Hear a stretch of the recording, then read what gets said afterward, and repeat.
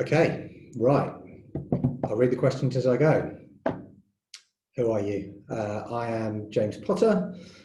Where do you work? What is your job role? So I am Managing Director of Superstructures. Superstructures is a consultancy of structural engineers. So we design buildings with other people in construction like architects, and we very much put maths and physics into building design and ideally try and make them stand up, but think about how much they're going to move around, what the loadings are like, how strong are they.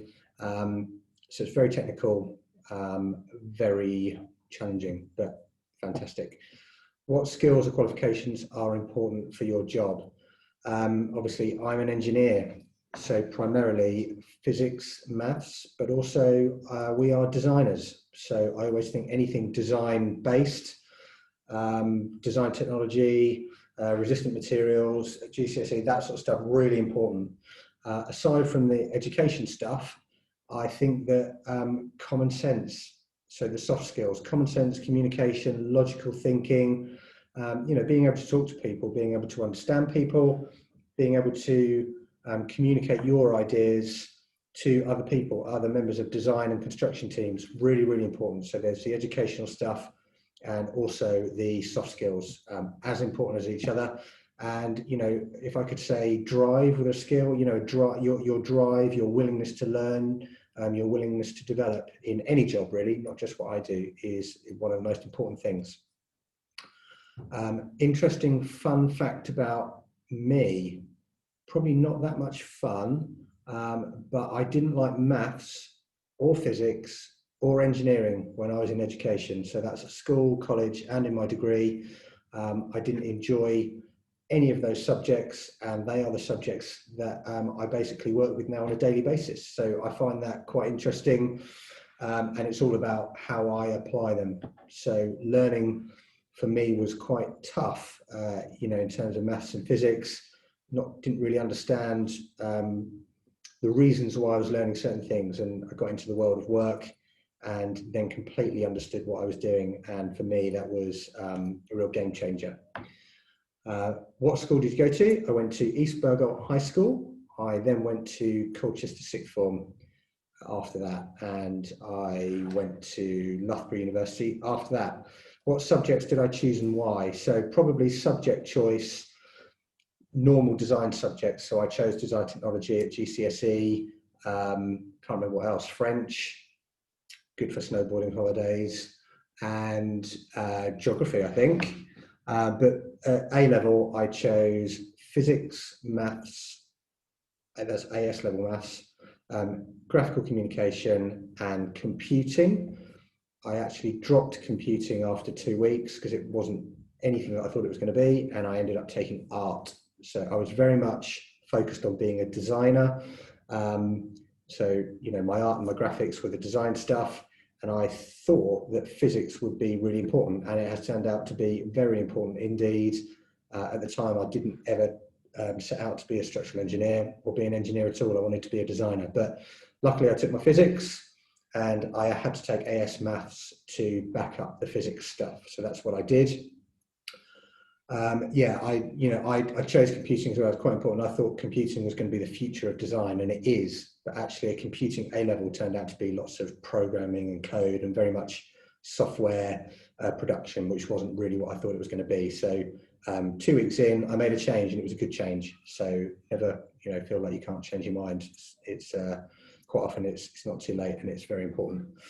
Who was my favourite teacher? My graphics teacher, Sally. She was also my form tutor. This was a sixth form, just really nice, a really supportive form tutor in terms of, life in general. And she was also my graphics tutor, and graphics was my favourite subject. So I spent a lot of extra time, actually. I used to get into sixth form early, and I used to leave late. I was very dedicated, and she was really supportive, so that was great. What did I do when I left school? So as I said, I went to do A-levels at sixth form, but after that is probably a bit more interesting. I was told I needed to do a foundation degree in art and design, and actually about 2 weeks before that, I decided that I probably didn't really want to do that foundation degree. I'd already got my A-level results, and they were a lot better than I expected somehow. And so I knew that I could get straight into university. And actually what I did was I took a year out. And in that year out, I worked in outdoor catering for weddings. And it was probably the best thing I ever did. So I had been working part-time anyway when I was a student, but I was then working full-time as a manager there, and working for big functions, 500 people, 1,000 people, and I had a huge amount of responsibility. I was managing other staff, and I was very young. I was only 18, 19 at the time, and it just taught me a huge amount about responsibility, about how to work with people, about how to communicate with people. So that was the best thing I ever did, probably. And then I went to Loughborough University and did an industrial design and technology degree for 3 years. I then came out and accidentally got into structural engineering and had to do some more learning after that. So again, you never quite, don't be too close-minded about what you might do. So I wanted to be effectively a product designer, and I now design buildings instead, which is fantastic to me. Bigger stuff, which is great. What do I love most about my role? I would say for me, it's variation in the day. Every day is different. Every project is different. Every design team is different. I do some work outside, looking at buildings. I do some work in the office. It's a really nice split. And the work that I do is really challenging. So, very technical and lots of responsibility, which I really enjoy. There's another side to my role now. I don't do quite so much of the engineering. I'm now running a business. So I have lots of new and exciting things to look at, and I manage people and develop people. And that's one of the things that I love as well. I love developing people, working with people to develop them as individuals, and seeing them progress in their roles is fantastic. So progression in my role, a huge amount. As a structural engineer, I started at the very bottom, so I was doing a lot of site-based work and a lot of ground investigations, digging around in the ground and seeing what was under the surface. I then started doing a lot of drawing of buildings in AutoCAD, so lots of drafting work, and then started to really design stuff. So getting to the structural calculations, and then probably more of a senior engineer role, which was then working on larger projects, being in charge of large projects. And that, if you are working in another business, is great sort of level to get to. Being in charge of teams, designing big buildings with other people, that's great.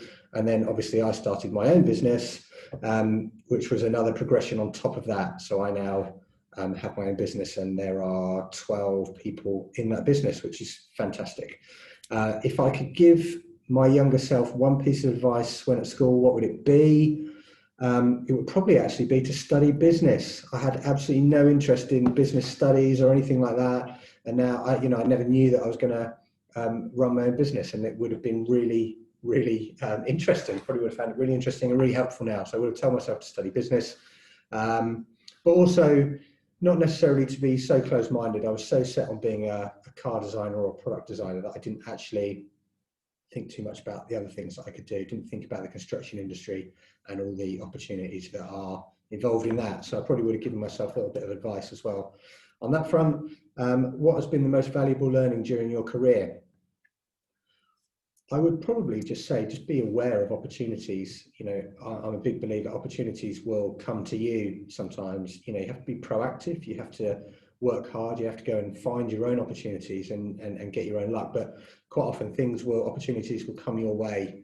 My first job in structural engineering, I didn't know what a structural engineer was. I didn't know that's what I wanted to do. But these things, an opportunity presented itself, and also, since I've been running a business, things have just come up, and they've been the right things, whether they're new, great employees that have been introduced to me, or opportunities to move into an office. That was a great thing, just by talking to other people. So have an open mind, look out for opportunities. And also, I've had a big change in my career.